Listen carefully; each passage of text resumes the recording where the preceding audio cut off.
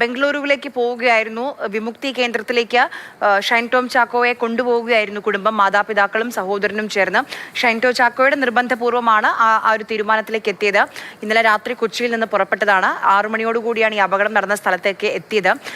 ഒരു പ്രശ്നങ്ങളുമില്ലാത്ത യാത്രയായിരുന്നു. ആ ലോറി, ആ കർണാടക രജിസ്ട്രേഷനുള്ള ലോറി പെട്ടെന്ന് സൈഡ് മാറ്റിയതാണ്. ഒരു 100 മീറ്റർ പോലും ദൂരം 2 വണ്ടികൾ തമ്മിലുണ്ടായിരുന്നില്ല. അതിന് അത്രയും പെട്ടെന്നാണ് മാറ്റിയത്, ട്രാക്ക് മാറ്റിയത്. ആ സമയത്താണ് ഈ അപകടം ഉണ്ടായതെന്ന് ഡ്രൈവർ പറയുന്നുണ്ട്.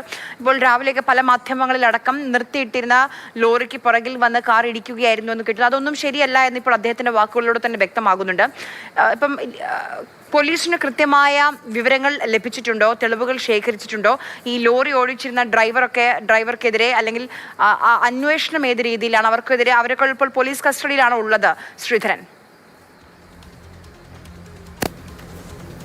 ഡ്രൈവർ ഇപ്പോൾ പോലീസ് കസ്റ്റഡിയിൽ തന്നെയാണ് ഉള്ളത്.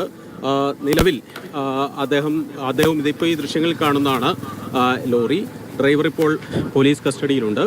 ഈ ലോറിയുടെ പിറകുവശത്ത് നമുക്ക് കാണാം, മനീഷ് പറഞ്ഞതുപോലെ തന്നെ ഇടത് വശത്താണ് കാറ് വന്ന് ഇടിച്ചത്. ഈ ഭാഗത്ത് കാറ് വന്ന് ഇടിക്കുന്നു. ഇതിനുശേഷം കാറ് ഇതേ ദിശയിൽ തന്നെ വലതുവശത്തേക്ക് മാറി പോവുകയാണ്. അതായത് നമ്മൾ ആദ്യം ആ ചിത്രം കാണുമ്പോൾ ഡിവൈഡറിൽ തട്ടി കാറ് മറിഞ്ഞതാണോ എന്നുള്ള സംശയമൊക്കെ തോന്നുന്ന രീതിയിൽ വലത് വശത്ത് ഡിവൈഡറിനോട് ചേർന്നായിരുന്നു കാറ് കിടന്നിരുന്നത്.